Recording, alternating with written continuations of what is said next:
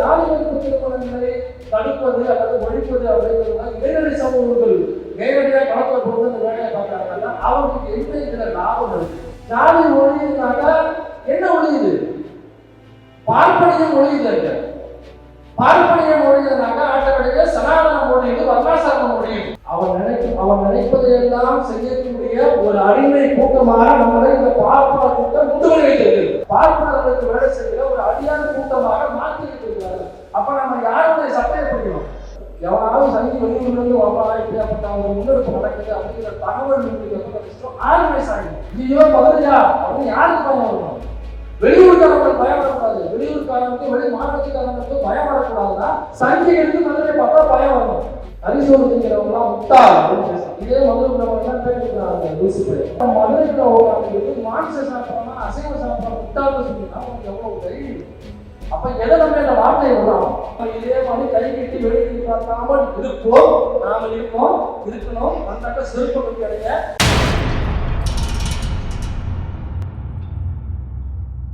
ஜாதி சம்பந்தமான ஒடுக்குமுறைகள் நடத்தும் பொழுது அதற்கான கண்டன கூட்டங்கள் போடணும், ஆர்ப்பாட்ட கூட்டங்கள் நடத்தணும்.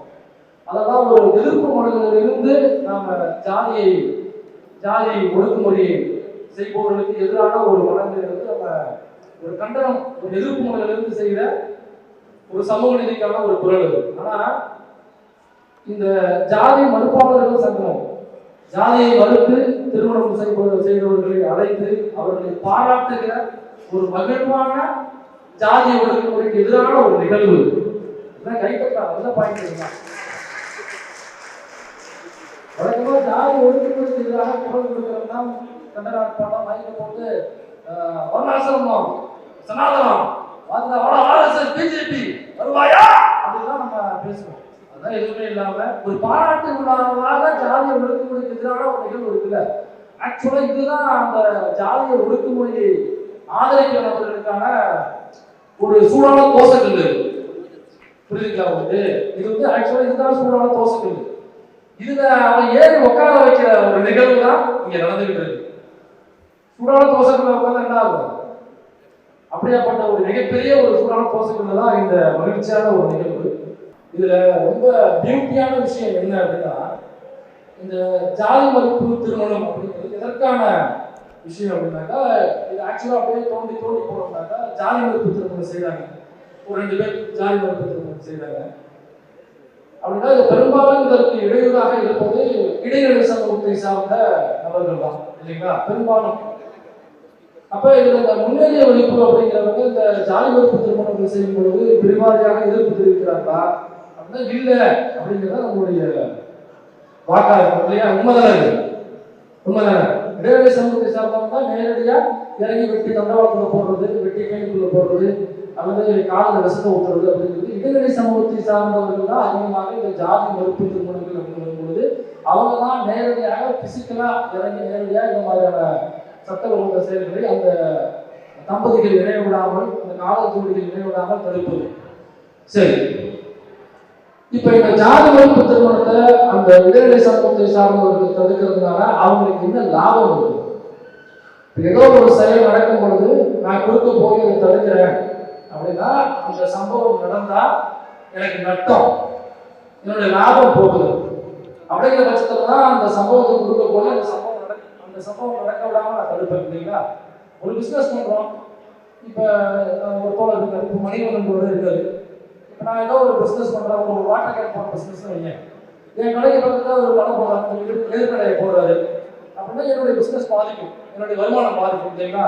அப்ப நான் என்ன பண்ணுவேன், அவருடைய கடைக்கு இடத்துல கொடுப்பேன், அல்லது அவர் ஆள் வச்சு அடிச்சு கையில் உழைக்கிறது, அல்லது அவர் ஆளையை தூக்கி விடுறது அப்படிங்கிறது நகருவேன். ஏன்னாக்கா என்னுடைய வருமானம் அதில் பாதிக்கப்படுது, எனக்கு ஒரு நட்டம் இருக்கு அப்படிதான் இருக்கும், இதெல்லாம் லாஜிக்கு. அப்ப இந்த ஜாதி மறுப்பு திருமணங்களை தடுப்பது அல்லது ஒழிப்பது அப்படிங்கிறதுனா இடைநிலை சமூகங்கள் நேரடியாக களத்துல போட்டு அந்த வேலையை பார்க்கறாங்கன்னா அவங்களுக்கு எந்த இதுல லாபம் இருக்கு? அப்ப இது என்ன நட்டம்னு நம்ம கண்டுபிடிச்சோம்னா அதுதான் அவங்களுக்கு லாபமா இருக்க முடியும் இல்லைங்களா? அப்ப இதுல என்ன நட்டம்? இந்த ஜாதி மறுப்பு திருமணங்கள் நடக்கும் பொழுது 2 வெவ்வேறு சாதியை சார்ந்த நபர்கள் திருமணம் செய்து கொள்ளும் பொழுது அல்லது அந்த காதல் ஜோடி இணையும் பொழுது அதுல என்ன நட்டமாகுது? நல்லா நீங்க கவனிச்சு பாருங்க, இந்த வெவ்வேறு சாதிகள் இணையும் பொழுது என்ன நடக்குது? ரொம்ப சிம்பிள். அந்த ஜாதி ஒழியுது. ஜாதி ஒழியுது. ஜாதி ஒழியுதுனாக்கா என்ன ஒழியுது? பார்ப்பனியம் ஒழியுது. பார்ப்பனியம் ஒழியுதுனாக்கா ஆட்டோமேட்டிக்கா சனாதனம் ஒழியுது, வர்ணாசிரமம் ஒழியுது. அப்ப இந்த வர்ணாசிரமும் சனாதனமும் இந்த பார்ப்பனியமும் அடைகிறத இடைநிலை ஜாதிக்கு என்ன லாபம் இருக்க முடியும்? இந்த ஜாதியை கட்டுக்கோப்பா வச்சிருக்கிறத இடைநிலை சமூகங்களுக்கு ஒரு புண்ணியமும் இல்லையே. இந்த ஜாதியை கட்டுக்கோப்பா வச்சிருக்கிறதுனால நம்மளால சரி இடைநிலை சமூகத்தை சார்ந்தவர் வந்து ஜாதியை கட்டுக்கோப்பா வச்சிருக்கணும் அப்படிங்கிறதுனால இந்த ஜாதி மறுப்பு திருமணத்துக்கு எதிராக இருக்காருன்னு வச்சுப்போம். நான் ஜாதியை கட்டுக்கோப்பா வச்சிருக்கேங்க, அதனால இந்த ஜாதிக்கு வந்து நான் உண்மையிலோனா இருக்கேன். அதனால இந்த ஜாதியை தாங்கி இருக்கிற இந்த மதத்துக்கு வந்து நான் ரொம்ப 100% நான் அர்ப்பணிச்சிருக்கேங்க. பாருங்க, இத்தனை ஜாதி மறுப்பு திருமணங்களை வெட்டி தண்டவாளத்தில் போட்டிருக்கேங்க, இத்தனை பேரை காதல மறுமூர்த்தி கொண்டிருக்கேங்க. நான் பயங்கரமான ஒரு இந்துங்க, பயங்கரமான ஒரு ஜாதியை கட்டுக்கோப்பாங்க. நீங்க கழுவுறது கொண்டு அப்படின்னு கேட்கணும். அதே இந்து மதத்தோடனா நம்ம கோவில் இருக்கு. அதே நம்முடைய பாட்டை முப்பாட்டை எல்லாம் மண்ணு சமந்து செங்கல் சமந்து சளி சமந்து காசை போட்டு வேக செஞ்சு ரத்தத்திற்கு தான் கோயிலை கட்டியிருக்கான். எந்த பாப்பானாலும் ஊருக்குள்ள கோவில் கட்டி பார்த்துருக்கீங்களா நீங்க? எந்த பாப்பானாவது ஒரே ஒரு பாப்பா இந்த கோயில இந்த பாப்பா மாதிரி கட்டுறது ஒரு பாப்பானா கையில் சொல்ல முடியுமா? நான் சேலஞ்ச் பண்றேன். ஒரு பாப்பா இப்ப கோயில கட்டினது கூட நம்மாளு, காசு போட்டது கூட நம்மாளு, வேலை பார்த்தது கூட நம்மாளு, விலை கொடுத்தது கூட நம்மாளு. அப்ப ஏன்டா கருவறைக்குள்ள கருவறைக்குள்ள மட்டும் நான் போகக்கூடாது? ஏன்னா வர்ணாசிரமம், ஏன்னா சனாதனம், ஏன்னா இந்து மதம். எப்ப அந்த இந்து மதத்தை தாங்கி இருக்கிற சாதியை நான் தாப்பா முன்னாடி போர்க்கள வீரனாக சண்டை புரிஞ்சு தலையை வெட்டுறதும் கையை வெட்டுறதும் பைக் ஓட்டுறவங்க கையை வெட்டுறதும் எல்லாமே நான் தானே பார்த்துக்கிட்டு இருக்கேன். ஊருக்குள்ள கொஞ்சம் அடிக்கிறது, குடிசை கொடுத்துறது எல்லாமே நான் தானே பார்க்கறேன். தவிர இந்த ஜாதியை கட்டுக்கோப்பா வைத்திருக்கிறதுனால பலனடைகிறது ஒரு கும்பல் இருக்கிற ஒரு பார்ப்பன கும்பல். அந்த கும்பல் என்னைக்காவது முன்னாடி வந்து இதே மாதிரி பைக் ஓட்டவங்களை கையை வெட்டி பார்த்துருக்கீங்களா? நேரடியாக களத்தில் இறங்கி வெட்டி கண்டாவளத்தில் போட பார்த்துருக்கீங்களா? காலக்குள்ள மருந்துக்கு பார்த்துருக்கீங்களா? அவன் ஏன் பண்ண மாட்டேங்கிறான்? ஏன்னா அவன் நினைப்பதையெல்லாம் செய்யக்கூடிய ஒரு அடிமை கூட்டமாக நம்மளை இந்த பார்ப்பன கூட்டம் கொண்டு வைத்திருக்கிறது. இது யாராலையும் பண்ண முடியாது. இதுதான் உண்மை. அப்ப இதுல இந்த இடைநிலை சமூகங்களுக்கு எந்த லாபமும் இல்லை என்று தெரிந்தும் தெரிந்தாக்கா அவங்களுக்கு தெரியல. எனக்கா இது எந்த லாபமும் இல்லைன்னு தெரிஞ்சுனாக்கா அவங்க எதுக்கு முன்னாடி நிற்கணும். ஒரு பிசினஸ் நடத்தும் பொழுது எனக்கு எந்த நட்டமும் அவனால இல்லை, நான் வாட்டர் பிசினஸ் நடத்துறேன், அவர் வந்து ஒரு பைக் ஷோரூம் வச்சிருக்காருனாக்கா எனக்கு அவருக்கு பிரச்சனையே இல்லையே. என்னால அவருடைய லாபம் பாதிக்கப்பட போறது, அவரால் என்னுடைய லாபம் பாதிக்கப்பட போறது இல்லை அப்படிங்கிறதை இந்த இடைநிலை சமூகங்களுக்கு தெரிய வைக்கும். அவங்க இது புரியாம நின்றுட்டு இருக்காங்க. தவிர புரிஞ்சு இதனால எனக்கு லாபம் உண்டு அப்படின்னு நினைச்சிருக்கிறது இது தெரியல. அப்படி தெரியாத ஒரு அடிமை கூட்டமாக பார்ப்பனர்களுக்கு வேலை செய்கிற ஒரு அடியான கூட்டமாக மாற்றிக்கிட்டு இருக்கிறார்கள். அப்ப நம்ம யாருடைய சட்டையை பிடிக்கணும்? யாருடைய சட்டையை பிடிக்கிறாங்க? பதில் சொன்னா அவனும் பேசுறாங்க, மிக மிக அதை இன்னும் போடுங்க எழுத மாட்டாங்க. யாருடைய வாக்கியம் கிடையாது. யாருடைய சட்டையை பிடிக்கணும்?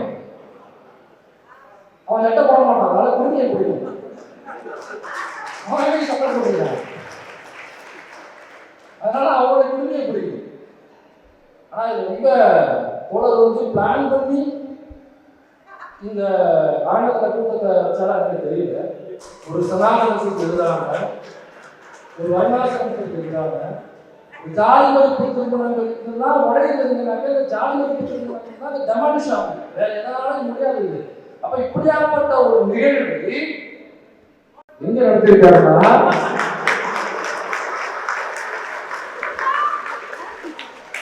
Krishna Iyer community hall. இந்த கம்யூனிட்டியை டெமாலிஷ் பண்ற ஒரு நிகழ்வை, இந்த கம்யூனிட்டியை தூக்கி பிடிக்கிற ஒரு கம்யூனிட்டியுடைய பேரை தாண்டிட்டு ஒரு கம்யூனிட்டிக்காக இவ்வளவு பெரிய கம்யூனிட்டி, அந்த கம்யூனிட்டிக்கு எதிராக இருக்கிறவங்க கூட்டிருக்காங்க. எத்தனை கம்யூனிட்டி பார்த்தீங்கன்னா, ஒரு கம்யூனிட்டியை காலி பண்றதுக்கு எத்தனை கம்யூனிட்டி நம்ம ஒண்ணு சேர்ந்துருக்காரு. சரி, இப்ப இது மட்டும் தான் அவரோட பிரச்சனையாக, இது மட்டும் அல்ல. நல்லா கவனிச்சுன்னா மதுரை சுற்றி வந்துருப்பீங்க. திருப்பரங்குன்றம் உங்களுக்கே தெரியும், பெரிய இஷ்யூ பண்ணிருக்கீங்களா? சரி, திருப்பரங்குன்றத்துல நீங்க நான் வந்து மதுரை மக்களை நான் குறை சொல்லவே இல்லை. எனக்கு தெரியும் மதுரை மக்கள் ஒட்டுமொத்த தமிழ் மக்கள் தெரியும் வச்சுங்களேன். குறிப்பா மதுரை இருக்கிறதுனால சொல்ற அந்த நிகழ்வு நடக்கிறதுனால மதுரை மக்களுடைய மனதுல துளி அளவு கூட ஒரு மண் துகள் அளவு கூட மத கலவரத்தையோ மத வன்முறையை கொள்கிற அல்லது மதத்தை வைத்து மக்களை பிரித்து பார்க்கிற அந்த பிரித்தாளும் சூழ்ச்சி அந்த மனநிலை என்பது மதுரை மக்களுக்கு துளி கிடையாது. ஒருவேளை அப்படி இருக்கு அப்படின்னா எச்ராஜா உள்ள வர வேண்டிய அவசியமே இல்லை. எச்ராஜா உள்ள வரணும். அப்படியாப்பட்ட ஒரு மனநிலை ஆல்ரெடி இங்க உள்ள மக்களுக்கு இருக்குனாக்கா எச்ராஜா உள்ள வர வேண்டிய அவசியமே இல்லையே. இந்த மக்கள் அதற்கு துணை புரிய மாட்டார்கள், இவர்கள் யாரும் தன்னுடன் நிற்க மாட்டார்கள் என்று தெரிந்துதான் அந்த பரதேசி எங்க பண்ணிருக்குனாக்கா வெளியூர்ல இருந்து பல பரதேசிகளை கூட்டு வந்து இங்க ஒரு கலவரத்தை வந்து முயற்சி பண்ணுது. அப்ப மதுரை மக்கள் எல்லோரும் அவங்க பிரஸ்லாம் நிறைய பைக் கொடுத்தாங்க. அதை சுற்றி உள்ள மக்கள் எல்லாம் எப்படி நாங்க வந்து அண்ணன் தம்பியா மாமா மச்சானா ஒட்டு உறவான பழகிட்டு இருக்கோம், இங்க இருந்து அங்க பிரியாணி போவோம், அங்கே நீங்க சோறு போவோம், அவங்களுடைய பிரியாணி போடும்போது எங்களை கூப்பிடுவாங்க, நாங்க ஆரம்பம் கூப்பிட்டு போவோம், நாங்க மாமா மச்சானா பழகிட்டு இருக்கோம், ஏதோ ஒரு முன்னகலப்ப நாய் வந்து பேசுறது எங்களுக்கு வந்து கேட்கறீங்க அவங்க நிறைய பேர் பேட்டி கொடுத்தாங்க. அதனால அவர்களுடைய செயல்பாட்டை எந்த தவறும் இல்லை. மதுரை மக்கள் மாசற்ற மக்கள், அதை மாற்றுக்கிறதே இல்லை. அது வேணா அவார்டு கொடுத்துடலாம், கொடுத்துடலாம். ஆனா இங்க உள்ள எந்த ஒரு நபர் கூட அந்த கூட்டத்தில் இல்லை. நான் அதை ஏற்றுக்கிறேன், நம்ம எல்லாரும் ஏற்றுக்கிட்டாங்க. அப்படி யாருமே உடன்படல அப்படிங்கிறதுனால மதுரைக்குள்ள மதத்தை வைத்து ஒரு கலவரம் ஒரு வன்முறையை முயற்சி பண்றாங்கன்னாக்கா எங்களுக்கு உடன்பாடு இல்லை அப்படின்னு நாம அந்த வர்ண கூட்டத்தை தடுக்காம தட்டி கேட்காம ஒதுங்கி நின்றோம்னாக்கா அது மதுரை மண்ணில் நடக்காம போயிடுமா? இதுதான் என்னுடைய கேள்வி. இப்போ நான் அப்படியே கட் பண்ணிட்டு அயோத்திக்கு போறேன். அயோத்தியில பாபர் மசூதியை இடிச்சு தந்தாங்க இல்லைங்களா இந்த சங்கி கும்பல். அதாவது எந்த பாபர் மசூதி இடிச்சு தந்தாங்க, யாரெல்லாம் போனாங்கன்னா இந்த அர்ஜுன் சம்பத்துன்னு ஒரு பொழைச்சிட்டு இருக்கும். அது சொல்றது கரசேவைக்கு நான் போனேன் அப்படின்னு அது இந்த லூசு பேசிட்டு இருந்துச்சு. இங்க உள்ள சில நபர்கள் இந்த கரசேவைக்காக ஆள் அனுப்பி அதெல்லாம் நம்ம வரலாறு. அப்ப அப்படி ஆள் அனுப்பி அந்த கரசேவை நடந்து ஒட்டுமொத்த பாபர் மசூதி இடித்து தள்ளப்பட்டது இல்லைங்களா? அப்ப எங்க நடந்துச்சு இந்த சம்பவம்? அயோத்தியில நடந்துச்சு இல்லைங்களா? அயோத்தியில அங்க உள்ள ஒரு பாபர் மசூதியை டோட்டலா இடிச்சு தள்ளிட்டாங்க. ஒரு பெரிய கலவரம், ஒரு பெரிய வன்முறை நடத்தப்பட்டது. அந்த வன்முறையினுடைய நீட்சி, அந்த வன்முறையுடைய விளைவு என்னன்னாக்கா இன்னைக்கு அந்த பிஜேபிய அகற்ற முடியாத ஒரு சூழல் நிலவுது. அப்ப அயோத்தியில நடந்த ஒரு முன்னெடுப்பை தான் பல இடங்களுக்கு கொண்டு போறாங்க. ஞானவாதின்னு ஒரு மசூதி அங்கேயும் இதே தாக்குதான் அவங்க கொண்டு போறாங்க. உள்ளுக்குள்ள பிள்ளையார் இருக்காரு, உள்ளுக்குள்ள ராமர் உட்கார்ந்துருக்காரு, உள்ளுக்குள்ள அவரு உட்கார்ந்துருக்காரு, இவரு உட்கார்ந்துருக்காரு. சேம் ஃபார்முலாவை தான் இங்கேயும் கொண்டு வராங்க இல்லையா? சரி, அயோத்தி தான் இதுக்கான ஸ்டார்டிங் பாயிண்ட். அப்ப அயோத்தியில உள்ள மக்கள் அவங்க எல்லாம் அந்த டெமாலிஷ் பண்ணது அயோத்தியில தானே. அப்ப அயோத்தியில உள்ள மக்கள் எவ்வளவு கொடூரமான மக்கள் இல்லையா? காட்டு மிராண்டியான மக்கள் இல்லையா? அயோக்கியத்தனமான மக்கள் இல்லையா? வன்முறை கும்பல் இல்லையா? கலவர கும்பல் இல்லையா? ஒரு மசூதியை ஏறி இடிச்சு தந்தவங்களுக்கு உனக்கு என்ன அப்படி மதவரை பிடிச்சி தீருன்னு நினைக்கிறேன். அதை இடிச்சதுனால என்ன கிடைச்சிச்சு? தமிழ்நாடை விட ரொம்ப பெட்டரான மாநிலமா வந்துருக்கு. எங்களை விட அதிகமான படிச்ச இளைஞர்கள் வந்துருக்கியா? ஒரு ட்ரெயின் ஏறி சரி போய் பார்த்துட்டு என்ன நடக்குதுன்னு உத்தரப்பிரதேசத்துக்கு அயோத்திக்கு போகணும்னாங்க வர்ற வீடியோஸ் எல்லாம் பார்த்தோம்னாக்கா பீதி கலங்குது. அடிமையெல்லாம் கிடக்குது நமக்கு. ஏன்னா உண்மையிலே மனுஷங்க நீங்க எப்படி நம்மள மாதிரி 2 காலம் நினைப்பாங்களா, 4 காலம் நினைப்பாங்களா, இல்லை இப்படி வாயால சாப்பிடுவாங்களா, இல்லை என்ன பண்ணுவாங்க, இல்லை மரத்துக்கு மூலம் தாழ்வு இருப்பாங்களா, இல்லை அதிமுக அவங்க அமைச்சர்கள் மாதிரி 4 காலம் வந்துருவாங்களா அப்படின்னு நம்ம சந்தேகம் வருது. அப்ப அயோத்தியில் உள்ள மக்கள் எவ்வளவு கொடூரமான மக்கள் இல்லையா? ஆமாதானே? அப்ப அயோத்தியில உள்ள மக்கள்கிட்ட போயிட்டு இது சம்பந்தமாக ஒரு டாக்குமெண்ட்ரிக்கு அங்க உள்ள மக்கள்கிட்ட போயிட்டு கேள்வி கேட்கிறாங்க, பதிவு பண்றாங்க. அந்த அயோத்தியில உள்ள மக்கள் இருக்காங்கல்ல, அவங்க சொன்ன பதிவு என்ன தெரியுமா? திருப்பரங்குன்றத்துல நிகழ்வு நடக்கும் பொழுது அதை சுற்றி உள்ள மதுரையை சுற்றி உள்ள திருப்பரங்குன்றத்தை சுற்றி உள்ள மக்கள் என்ன சொன்னாங்களோ அதையே தான் அயோத்தியில உள்ள மக்கள் சொன்னார்கள். எப்ப பாபர் மசூதி இடிக்கப்பட்ட பிறகு மிகப்பெரிய கலவரமாக வன்முறையாக மாற்றப்பட்ட பிறகு சோசியல் மீடியாவில் மட்டும் இல்லாம மெயின்ஸ்ட்ரீம் மீடியாவில், நீதிமன்றங்கள்ல, பேப்பர்கள்ல ஒட்டுமொத்த இந்தியாவுமே பாபர் மசூதி அயோத்தி அப்படின்னு பேசிட்டு இருந்த காலகட்டத்தில் இடிக்கப்பட்டதுக்கு அப்புறம் அந்த மக்கள்கிட்ட போய் கேட்கும் பொழுது மதுரையில் உள்ள மக்கள், திருப்பரங்குன்றத்தில் உள்ள மக்கள் என்ன சொன்னாங்களோ அதையே தான் அவங்க சொன்னாங்க. ஐயா, நாங்கள்லாம் ஒன்று ஒன்றாதான் பழகிட்டு இருக்கோம். எங்கள் கடைக்கு அவங்க வருவாங்க, அவங்க கடைக்கு நாங்கள் போவோம், நாங்கள் மாட்டுக்கு வருவோம், அவங்க பிரியாணி கொடுப்பாங்க. ஐயா எங்களுக்குள்ள எந்த பிரச்சனையுமே இல்லையா, எங்களுக்குள்ள எந்த பிரச்சனையுமே இல்லை, நாங்கள் அண்ணன் வந்து மாமா சட்டம் பழகிட்டு இருக்கோம் என்று எப்படி திருப்பரங்குன்றத்தில் மதுரையில் உள்ள மக்கள் சொன்னாங்களோ அதே வார்த்தையை தான் அங்கே அயோத்தியில் உள்ள மக்களும் சொன்னார்கள். இது பதிவாக இருக்கிறது. அப்ப தமிழ்நாட்டில் உள்ள நம்மளுடைய பார்வை என்னவா இருக்குன்னா, அயோத்தியில நடந்த கலவரம் தான் பிஜேபியினுடைய ஸ்டார்டிங் பாயிண்ட். ஆனால் அதற்கு அயோத்தியில உள்ள ஒரு மக்கள் கூட துணை புரியல. அயோத்தியில உள்ள ஒரு சிந்து சிவன் கூட ஒரு அருவாவையோ கத்தியோ ஒரு செங்கல் எடுத்துட்டு போயிட்டு ஒரு செங்கல்ல கூட அங்க உடைக்கல, ஒரு செங்கல்ல கூட அவங்களோட ஆயுதம் பாயல, யாருமே இங்க ஸ்டார்டிங்கே போகல. அப்புறம் எப்படி அவ்வளவு பெரிய கலவரம் வன்முறை நடந்து ஒட்டுமொத்த இந்தியாவும் பிஜேபி கைக்குள்ள போறதுக்கான அந்த ஸ்டார்டிங் பாயிண்ட் நடந்தது, அது எப்படி நடந்துச்சு? நாம நீங்க சொல்லிட்டு உதவி ஐயா எங்களுக்கு தெரியாது, நான் வாங்க வச்சேன் அப்படின்னு சொல்லிட்டு அதே தான் அவங்களும் சொல்றாங்க. ஆனா இங்க இருந்து பார்க்கும் பொழுது அப்படிப்பட்ட மக்கள் வாழ்கிற ஒரு அமைதியான அயோத்தியை நம்ம மூலம் எப்படி ப்ரொஜெக்ட் பண்ணியிருக்காங்க. இன்னைக்கு என்னவாக மக்கள் மத்தியில பார்க்கப்படுது? ஐயோ அவங்க காட்டு மிராண்டி, ஐயோ அவங்க மனுஷங்களே இல்லை, ஐயோ அவங்க நாலு காலம் நடக்கிறது, ஐயோ அவங்க விடவே மாட்டாங்க, ஐயோ மரத்துக்கு வந்தாங்க, மனுஷனே கிடையாது அப்படின்னா இப்படியாப்பட்ட பார்வை நம்மளுக்கு இருக்குல்ல. அதுக்கு அந்த நிகழ்வு தான் காரணம். அந்த நிகழ்வுக்கான முன்னெடுப்பு தான் நீங்க நடத்தப்படுது. அப்ப நாமெல்லாம் ஒதுங்கி இருக்கிறதுனால ஐயோ எங்களுக்கு நாங்க நல்லவருங்க அப்படின்னு ஒதுங்கி இருக்கிறதுனால இது தீராது. ஒருவேளை எதிர்காலத்துல அயோத்தியில் நடந்த ஒரு நிகழ்வு இன்கேஸ் நடக்காது, நடக்க விட மாட்டோங்கிறது வேற.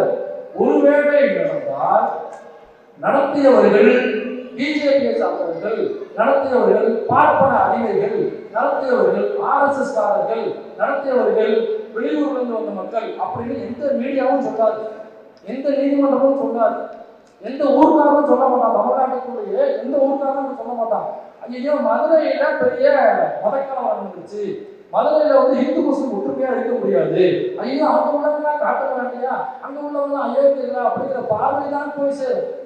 இத்தனை வருஷம் மதுரைக்குள்ள ஒரு நல்ல பேர் இருக்குல்ல, அது எல்லாமே டோட்டலா டெவலப்ஸ் ஆகும். அப்ப தமிழ்நாட்டுக்குள்ளேயே அந்த பார்வை வரும்னா வட மாநிலத்துல என்னமான பார்வை இங்க பார்க்க போகுது. அப்ப இது நம்ம நடக்க விடலாமா? அப்போ ஒதுங்கி இருக்கக்கூடாது.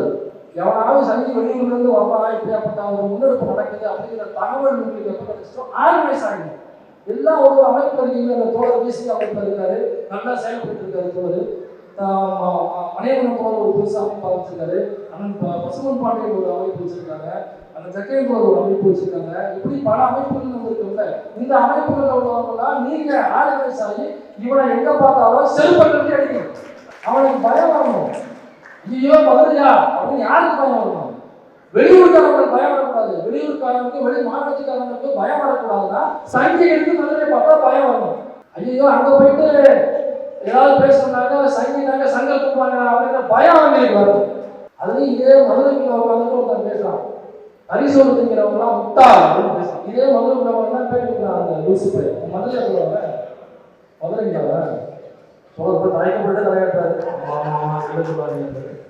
மதுரை உள்ள உட்காந்துக்கிட்டு அசைவம் சாப்பிட்றோம், மாமிசம் சாப்பிட்றோம், முட்டாளாக இங்க பேசுற பழங்காலத்துல உட்காந்து இங்கே பேட்டி கொடுக்குற. அப்படியே பாண்டிமேல் பண்ணுவோம், பாண்டிமேல் போய் அசைவம் சாப்பிட்ற முட்டாள பேசுறாங்க. அவ்வளோ தைரியம் இருக்குல்ல, நீ இந்தியா வரைக்கும் ஆட்சி நடத்துதுல, நீ எதுக்கு ஸ்டெப் நாங்கள் பண்ணி கொடுத்துருவோம் இல்லை, நாங்கள் புல்டோசர் நடத்துறோம். நீங்க ஜியை பார்த்தாங்க அப்படியே சைனா வந்து சாமிக்கு யாரும் அப்படியே அமெரிக்கா வந்து அப்படியே அமைதி போயிட்டு அமைதி அப்படின்னு சொல்லுங்க. சரி இப்போ அப்படியே பாண்டி கோவில் பட்டியல் போய் நின்று என்னைக்கு கலாவட்டாரா இன்னைக்கு பூசை பண்றாங்க போய் நின்று அசைவ சாப்பிட முட்டாம சத்தமா சொல்லு. சங்கு வந்துட்டு இருக்காரு, சட்டையை சங்கு வந்துட்டு இருக்கோம். என்ன தைரியம் இருந்தா கரிதோசைக்கு ஒரு ஐட்டம் இருக்கிறது எனக்கு மதுரை தெரியும். இவ்வளவு வாங்கிட்டாரு கரிதோசைக்கு ஒரு ஐட்டம் ஒரு மதுரையில் தான் தைரியம் தான் சொல்லுங்க. கரிதோசைக்கு ஒரு ஐட்டம் இவர் தான் எவ்வளவு அருமையான ஒரு சோதனை கரிதோசை. எந்த ஏதாவது ஊருக்கு போனோம்னாக்கா அங்க கூட போனவர்களை பண்ணி இங்க எந்த கடையில சாப்பிட்டா நல்லா இருக்குன்னு கேட்போம்.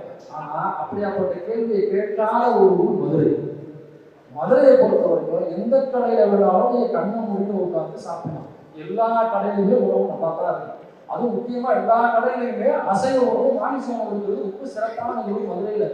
இப்படியாப்பட்ட மதுரையில உட்காந்துக்கிட்டு மாமிச சாப்பிடறோம்னா அசைவ சாப்பிடற முட்டாள்னு சொன்னீங்கன்னா உனக்கு எவ்வளவு தைரியம் இருக்கு. அப்ப எதை நம்ம இந்த வார்த்தையை விடுறோம்? உங்களை இருந்து அந்த வார்த்தையை விடுறோம். உங்களை நம்பி தான் அந்த வார்த்தையை இப்போ நம்ம கை கட்டிட்டு அப்படி வேடிக்கை பார்க்கறோம்னா இதே மாதிரி நம்ம வேடிக்கை பார்ப்போம் அப்படிங்கிற தைரியத்துல தான் அவன் இந்த மாதிரி பேசிட்டு இருக்கான். சரி, இது ஏன் திருப்பரங்குன்றத்துல அயோத்தியில ஞானவாசில இப்படி இஸ்லாமியர்களுடைய வழிபாட்டு தலங்கள் அல்லது தர்காக்கள் இதை குறிவைக்கக்கூடிய நோக்கம் என்ன? ஏன் இதை போய் குறிவைக்கணும்? இந்து முஸ்லீம் கலவரத்தை வந்து கொஞ்சம் ஓட்டை கால்குலேட் பண்ணுறது அப்படிங்கிறது ஒரு பக்கம். இன்னொரு உள்ள ஒரு விஷயம் இருக்குது. இப்போ எப்படி அறநிலைத்துறை அப்படின்னு இங்கே உள்ள இந்து கோயில்கள்லாம் அறநிலைத்துறையுடைய கட்டுப்பாட்டுக்கு இருக்கோ, அதே மாதிரி இஸ்லாமிய வழிபாட்டு தலங்கள் தர்காக்கள் தான் வக்ஃபு வாரியம் அப்படின்னு இருக்கு. இப்போ எப்படி இந்துக்களுக்கு அறநிலைத்துறையோ அதே மாதிரி இஸ்லாமியர்களுக்கு வக்ஃபு போர்டு. இப்போ அறநிலைத்துறையில் அந்த இந்து கோயில் இருக்குல்ல, அதனுடைய சொத்து மதிப்பு வந்து உங்களுக்கு ஒட்டுமொத்த சொத்து மதிப்பு அறநிலையத்துறைக்கு கீழே உள்ள கோயிலோட ஒட்டுமொத்த சொத்து மதிப்பு எவ்வளோ எனக்கு தெரியல, கூகுள் போட்டு எனக்கு நிறைய இருக்கு. நான் நேரம் என்ற காரணமாக கொஞ்சம் ஒத்துழைச்சிருவோம். அப்ப அறநிலையத்துறைக்கு கீழே உள்ள கோயில்கள்ல எக்கச்சக்க பல லட்சம் கோடிகள் சொத்து. நான் ஒரே ஒரு கோயில் மட்டும் சாம்பிள் சொல்றேன். சிதம்பரம்னு ஒரு கோவில் இருக்கு, சிதம்பரம் நடராஜர் கோயில். நம்ம தோசை தான் நமக்கும் வந்து ரொம்ப ராசி அவர் நினைக்கிறோம். அதனால அந்த சிதம்பரம் நடராஜர் கோயில் இருக்குல்ல, அந்த கோயிலுடைய சொத்து மதிப்பு மட்டும் ஒட்டுமொத்த சொத்து மதிப்பு இல்லை, நிலங்கள் மட்டும். அதற்கு சொந்தமான நிலங்கள் மட்டும் எவ்வளவு தெரியுமா? கூகுள் போய் பார்க்கணும்னு சொல்லுவாங்க, பார்த்துருக்கேன். இது எனக்கு தெரியும். அந்த நடராஜர் கோயிலுடைய ஒட்டுமொத்த நிலங்கள் மட்டும் இருப்பது 3000 ஏக்கர். ஒரு கோயிலுக்கு, சிதம்பரம் நடராஜர் கோயில் என்கிற ஒரு கோயிலுக்கு சொந்தமான நிலங்கள் மட்டும் 3000 ஏக்கர். ஆனா இது அறநிலையத்துறையுடைய கட்டுப்பாட்டுல கிடையாது. இது பிரைவேட்னாக்கா அந்த கோயிலுக்குள்ள அந்த தீட்சிதர் அப்படின்னு சொல்லுவாங்க, அவனும் பாப்பானுதான் இருக்கிற பாப்பானையே பாப்பானால திருட்டு பையன். அந்த திருட்டு பையனே முக்கியமான திருட்டு பையனாக அந்த திருட்டு பையன் அவன் இருக்கிற போது திருட்டு பண்ணாதான் இருப்பான். 3000 ஏக்கர் நிலம் நடராஜர் கோயில் பக்கம் இருந்தது. இடையில போய் செக் பண்ணாக்கா அறநிலையத்துறை ஒரு சின்ன பிரச்சனையாக அது அறநிலையத்துறை உள்ள போகுது. உள்ள போய் கேட்பாங்க, டாக்குமெண்ட் எடுத்துலாம் நடராஜர் பேருக்கு அவ்வளவு சொத்து இருந்துச்சு எடுத்துவான்னு பார்த்தோம்னா 3000 ஏக்கர் கணக்கு. இப்ப இருக்கிறது எவ்வளவு தெரியுமா? அந்த கோயிலுக்கு சொந்தம் வெறும் 1000 ஏக்கர். அப்ப 2000 ஏக்கர் எங்க போச்சு? மனுஷன் யாராவது பாக்கெட் வச்சு கொடுத்து போட்டாங்க. ஆனா பக்தர்கள் நம்ம ஆட்கள் சாமி கும்பிட போவாங்கல்ல, அவங்க யாராவது போகும்போது 2-3 ஏக்கரா போய் பாக்கெட்ல வச்சுட்டு அல்லது தேங்காய் பொடியில் வச்சுட்டு போயிட்டாங்க. 2000 ஏக்கர் தீட்சிதர்கிட்ட பார்க்கணும் போய் விட்டு தின்னு காலி பண்ணிட்டாங்க. நம்ம ஏதாவது இந்த கோயில் நிலங்கள் வந்து குத்தகை விடுவாங்கல்ல, அதுக்கு போனோம்னா ஐயோ கோயில் சொத்து குலவாசம், சிவன் சொத்து சொல்லுவாங்க, அந்த டைலாக் சொல்லுவாங்க இல்லையா? ஆனா பாப்பா வந்து தின்னுட்டாங்க. 3000 ஏக்கர் நிலத்துல 2000 ஏக்கர் தீர்த்ததான் நம்ம சைவம் மாதிரி 2000 ஏக்கர் காலி கொண்டிருக்காங்க. அப்போ ஒரு கோயில் பார்ப்பனர்களுடைய கட்டுப்பாட்டுக்குள்ள ஒரு கோவில 3000 ஏக்கர் 2000 ஏக்கர் விட்டுட்டு இருக்காங்க. அவருக்கு தெரியுது ஒரு கோவிலையும் சொத்துக்கள் இவ்வளவு இருக்கு, தங்கம் இவ்வளவு இருக்கு, வெள்ளி இவ்வளவு இருக்கு, வைரம் இவ்வளவு இருக்கு, வைடுகள் இவ்வளவு இருக்கு அப்படின்னு கணக்கு. ஏன்னா முன்னாடி ராஜாக்கள் என்ன பண்ணுவாங்கன்னாக்கா கோயில தான் பேங்க் மாதிரி யூஸ் பண்ணுவாங்க. மற்ற நாடுகளில் போய் ஆட்டை கொண்டு வரதை அடிச்சு கொண்டு வரது எல்லாத்தையுமே கோயில தான் வந்து கணக்காக வச்சிருப்பாங்க. அதனால இது எல்லாமே கோவிலுக்குள்ள தான் இருக்கும். அப்புறம் வாரிசுனால தம்பதிகள் என்ன பண்ணுவாங்க, கோயிலுக்கு சொத்துக்கள் வச்சுருவாங்க. இப்படி எக்கச்சக்கமான சொத்துக்கள் தமிழ்நாட்டில் மட்டுமே கோயிலுக்கு சொந்தமாக இருக்கு. இதை ருசி கண்ட இந்த திருட்டு கும்பல் இருக்கு, அந்த திருட்டு பூனை கூட்டம் இருக்குல்ல, இது என்ன பண்ணுறதுனாக்கா கோயிலை பிரைவேட்டாக சொல்றதுக்கு பின்னாடி என்ன இருக்குனாக்கா பாப்பானை கொண்டு போய் உட்கார வச்சு இந்த நம்ம பேசினாலே வெறுக்குது. அவன் எது பண்ணாலும் வெறுக்காது, பிடிக்காது. அதனால எப்படி ஏமாற்றி படைப்பு நடத்துறது அப்படிங்கிறதுக்காக இந்த கோவில்ல போய் உட்காந்துட்டோம்னாக்கா இந்த சொத்துக்களை நம்ம ஈஸியா ஆட்டைய போடலாம். எவனாவது மீறி கேட்க வந்தோம் அப்படின்னாக்கா சாமி கண்ணை குத்திரும், மூக்கை நோண்டி விட்டுரும், காலை நோண்டி விட்டுரும் அப்படின்னு ஏதாவது சொல்லி பயமுறுத்தலாம் அப்படின்னா அந்த கோவில்கள் ஆட்டைய போடுறது அவனுக்கு. இப்போ நம்மளாம் பார்க்கலாம், கோயிலுக்கு போவாங்க, தட்டில் காசு போடுவோம். நம்ம போகிறது 2 வீலரில் போடுவோம், ஏதோ ஒரு ஸ்ப்ளெண்டரு இல்லை இந்த ஒரு டிஸ்கவர் எடுத்துக்கிறாங்க, நல்லா மைலேஜ் கொடுக்கணும் அப்படின்னு சொல்லி மைலேஜ் கொடுக்கறவங்க பார்த்துருக்கோம். நாம போடுற பிச்சையை தட்டுல வாங்குற அந்த பாப்பான்னு பார்த்துட்டீங்கன்னா புல்லட்ல போவோம். 2 லட்சம் ரூபாய் புல்லட்டு நம்மளால வாங்க முடியுமா? ஒரு கடையில வேலை பார்த்தோம்னா முதலாளி தான் காட்ட வருவார், தொழிலாளி என்ன பண்ணுவாங்க, கடையில் வேலை பார்க்குறவங்க ஒரு 2 வீலர் வருவாங்க, அல்லது பஸ்ல வருவாங்க இல்லையா. ஆனா கோவில்ல மட்டும்தான் காசு போடுற முதலாளி நாம ஒரு ஸ்பெண்டரையோ டிஸ்கவரிலையோ நடந்தோ விடுவோம். நம்ம கிட்ட காசு வாங்குற அந்த பிச்சைக்காரன் இருக்காங்க, அவன் 2 லட்சம் ரூபாய் கொடுத்துருப்போம். இது யாருடைய ஏமாளித்தனம்? அப்ப இந்த கோவிலோட சொந்தெல்லாம் ஆட்டையை பொறுத்த ருசிகள் திருட்டு பூனை என்ன பண்ணுறாங்க, அடுத்ததாக நகர்வது வக்ஃபு போடுறது. அப்ப எங்கெல்லாம் தர்காக்கள் மசூதிகள் இருக்கிறதோ அந்த சண்டையை போட்டு உள்ள முருகர் இருக்காரு, உள்ள சிவன் இருக்காரு, உள்ள அவர் இருக்காரு, ராமர் இருக்காரு அப்படின்னு சொல்லி சொல்லி ஒரு கலவரத்தை வன்முறையை தூண்டி அந்த வக்ஃபு போர்டுக்கு சொந்தமான சொத்துக்கள் இருக்குல்ல, வக்ஃபு போர்டுனாக்கா அறநிலைத்துறையில எப்படி சொத்துக்கள் இருக்கோ அதே மாதிரி இஸ்லாமியர்கள் என்ன பண்ணுவாங்கனாக்கா அவங்க அதிகமான சொத்து வச்சிருக்கிறவங்க அந்த மசூதிக்கு கடவுள் சேவை செய்வதற்காக அவங்களுடைய மத வழிபாட்டு சம்பந்தமான செலவுகளுக்காக அவங்க அந்த சொத்து எடுத்து வைப்பாங்க. தம்பதி இல்லாத அந்த வாரிசுலா தம்பதிகள் நிலத்தடி வைக்கிறது, இது எல்லாமே இஸ்லாமியர்கள் செய்யும் பொழுது அவங்களோட வழிபாட்டு தளத்துக்கு எடுத்து வைப்பாங்க. இப்ப இந்த ருசிகண்ட கூட எங்க நடந்ததுனாக்கா அடுத்தது மசூதிக்கும் தர்காவுக்கும் நடந்திருக்கு. ஏன்னா பாபர் மசூதி இடிச்சாங்க, இடிச்சதுக்கு அப்புறம் அந்த அயோத்தி கோயில் கட்டுறேன் அப்படின்னு சொல்லி ஒரு அறநிலை ஒரு ட்ரஸ்ட் ஒன்று ஆரம்பிச்சாங்க. அந்த ட்ரஸ்ட்ல பல லட்சம் கோடிகள் அந்த ட்ரஸ்ட்ல அவங்களுக்காக வசூல் ஆகும். அதில் நீங்க குடிச்சிட்டு கும்மாளம் படிச்சதுதான் இருக்கு, பேப்பர் செய்தியே வந்து நாங்கள் வச்சு வீடியோவாக பண்ணிப்போம். அப்ப அவங்களுக்கு கடவுள் நம்பிக்கை கிடையாது. கடவுளை வச்சு எப்படி ஆட்டையை போடுறதுங்கிற வித்து அவங்களுக்கு தெரியும். எவனாவது நம்மள மாதிரி ஏற்று கேள்வி கேட்கறாங்கனாக்கா காலை விட்டுட்டோம், சீமா மாதிரி மூக்கம் விட்டுட்டோம் அப்படின்னு போய் சொல்லி நம்மளை எப்படி பயப்பட வைக்கணும்னு அவங்களுக்கு தெரியும். அப்ப நாம அதை கற்றுக்கொண்டிருந்தாக்கா இந்த பயங்களுக்கு நாம அஞ்சக்கூடாது. இந்த நதிகளுடைய சலசலப்புக்கு நாம் யாரும் அஞ்சக்கூடாது. அதனாலதான் இந்த வக்ஃபு போர்டு இந்த மசூதிகளை நோக்கி நகர்வதற்கான காரணம்னாக்கா அந்த சொத்தை ஆட்டையை போடணும், கலவரம் பண்ணி பிரச்சனை பண்ணி அவங்க நகர்த்தி விட்டு அந்த வக்ஃபு போர்டை வந்து நீ கவர்மெண்டோட சேவை அப்படின்னு சொல்லுவோம். கவர்மெண்டோட சேவைக்கு அப்புறம் என்ன பண்ணுவோம், ஒரு வேலை சேர்த்தா அதுக்கப்புறம் அந்த பிரைவேட் ஆக்கிப்போம். அதுக்கப்புறம் நம்ம பாப்பா போடுவோம். அப்புறம் என்ன 3000 ஏக்கர் 2000 ஏக்கர் ஆகும். அப்புறம் 150 கிலோ தங்கம் 33 கிலோ தங்கமா மாறும். 450 கிலோ வெள்ளி 32 கிலோ வெள்ளியா மாறும். அதனால இவர்கள் குறிவைப்பு வைத்தான். இதே நம்மளுடைய குழந்தைகள் வளர்ற குழந்தை அடுத்த தலைமுறைகளை நம்ம கடத்திடுவோம். அவங்க இந்த கேள்வி கேட்பாங்கல்ல, அப்ப அவங்களை எப்படி மட்டியா ஆக்குறாங்கக்கா, எப்படி கேள்வி கேட்காத நம்மளாக மாத்துறாங்கக்கா, இந்த பள்ளியில ஸ்கூல்ஸ் கொடுக்குறது. நீங்க சிபிஎஸ்இ போர்டுல குழந்தைகள் படிக்க வச்சுன்னா தெரியும், முட்டை கொண்டு போகக்கூடாது, லஞ்சு கறி கொண்டு போகக்கூடாது தெரியுங்களா. சிபிஎஸ்இ போர்டு தமிழ்நாட்டுக்குள்ளேயும் அப்படிதான் இருக்கு. சரி, முட்டை என்பது தடை செய்யப்பட்ட ஒரு உணவா, இல்ல கறி என்பது தடை செய்யப்பட்ட ஒரு உணவா?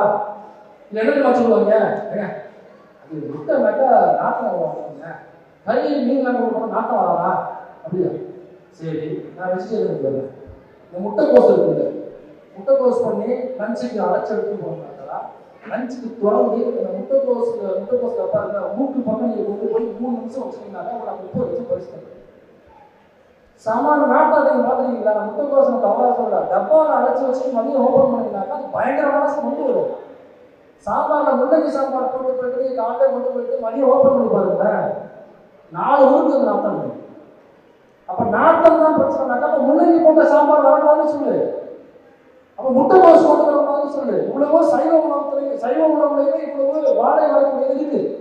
அப்ப அவங்களுக்கு வாடகை பிரச்சனை இல்லை, அவனுடைய உணவு பழக்க வழக்கத்தை ஸ்கூல்ல இருந்து நம்ம பிள்ளைகளை திணிக்கிறான். நம்ம எந்த கேட்காம அனுப்புறோம் பார்த்தீங்களா, இவன் என்னவா பயன்படுத்திக்கிறான்னாக்கா அவன் கடைசி வரை செய்கிற சுரண்டலுக்கு எதிராக நம்முடைய குழந்தைகள் எதிர்காலத்திலும் எதிர்த்து கேள்வி கேட்கக்கூடாது அப்படிங்கிறத ஸ்கூல்ல இருந்து குழந்தைகளுக்கும் பழக்கிறான், நம்மளுக்கும் பழக்கிறான். அப்ப நம்ம சும்மா வரக்கூடாது. நான் எடுத்து கேள்வி கேட்கணும், இன்னைக்கு நம்ம குழந்தைகளும் கேள்வி கேட்கணும்னாக்கா ஏன் முட்டை கொண்டு வரக்கூடாது? நாங்க என்ன தடை செய்யப்பட்ட போதை பொருளை கொடுத்துருப்போம் நம்ம பிள்ளைகளுக்கு, இல்ல வாட்டர் பாட்டில ஓட்டுவா மிக்ஸ் பண்ணி அனுப்பிடுவோமா? எதுக்கு எடுத்துக்கணும் சொல்றேன், ஏன் சொல்றேன்னு சிபிஎஸ்இ ஸ்கூல்ல எல்லாரும் கேள்வி எழுப்பணும். இதுக்கப்புறம் எல்லா மேடைகளையும் இந்த சிபிஎஸ்இ ஸ்கூல்ல அட்டுழியை பற்றி பேசணும். நம்ம எல்லாரும் அமைதியா கைது தெரிவிப்பது இருக்குல்ல, முட்டையை சாப்பிடலாம், என் பிள்ளை எப்படி புஷ்டியா வளரா, என் பிள்ளைக்கு எப்படி புரோட்டீன் கிடைக்கும், கல்விங்களா முட்டை திக்கிறாங்க, என் பிள்ளைக்கு எப்படி புரோட்டீன் கிடைக்கும், எப்படி மூட்டை சத்தம் முட்டை வளரும், அப்போ ஒல்லியா நோஜெல்லாம் வளரும். அப்புறம் எப்படி எழுதி கேள்வி கேட்டு எப்படி சண்டை போடுவோம்? முடிச்சிருக்கோம்.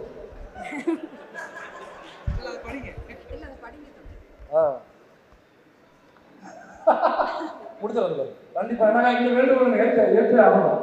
தயவானது கரித்தோசை காலி ஆகிட்டாங்க. அதனால நம்ம கண்டிப்பாக முடிச்சாகணும். அதனால இனிமே சிபிஎஸ்சி ஸ்கூல்ல நம்மளுடைய குழந்தைகள் படிக்கிறீங்கன்னா தவறாம அந்த ஸ்கூல்ல முட்டை கொண்டு போறதுக்கு அனுமதி இல்லை, அப்படி கண்டிப்பா அனுமதி இல்லை. அதை இணைந்து நம்ம கேள்வி கேட்கணும், சண்டை போகணும். சண்டை போட்டு நம்ம தயங்கக்கூடாது. அப்பதான் எதிர்காலத்துல இந்த மாதிரியான கும்பல்கள் மதுரைக்குள்ள ஒரு கலவரத்தை வன்முறை ஏற்படுத்த முயற்சி பண்ணும் பொழுது நாம இதே மாதிரி கை கட்டி வேடிக்கை பார்க்காமல் இருப்போம். நாம இருக்கணும். வந்தாக்க செருப்பு கிடைக்க நம்ம பிள்ளைகளும் இதே மாதிரி சமைக்கிற செருப்பு கிடைக்கணும்னா முட்டை கறியை உள்ள கொண்டு போகிற அனுமதியை நம்ம முதல்ல வாங்கணும். இதற்கான போராட்டத்தை இந்த இடத்துல நம்ம எடுக்க வேண்டும். ஒரே ஆளு மேல 145 கட்சி பெண்கள் பாஜக பெண்கள் கம்ப்ளைண்ட் கொடுத்திருக்காங்க. கேசவ விநாயகம் அந்த ஆளு RSS காரன் ஒருத்தர் மேல 142 பேர் வந்து கம்ப்ளைண்ட் கொடுத்தாங்க. இவங்க பேசுறாங்க பேச்சு. அப்புறம் ஒருத்தன் வந்து பூஜை ரூம்ல உட்காந்துட்டு என்னமோ பண்ணிட்டு இருந்தானே. இந்த கும்பல்லாம் பாலியல் சுரண்டலை பத்தி பேசலாமா? இந்தியா முழுதும் பாலியல் சுரண்டலை பக்காவா பண்ணிட்டு இருக்கிற கேடுகட்ட ஒரு கட்சி இந்த கும்பல்.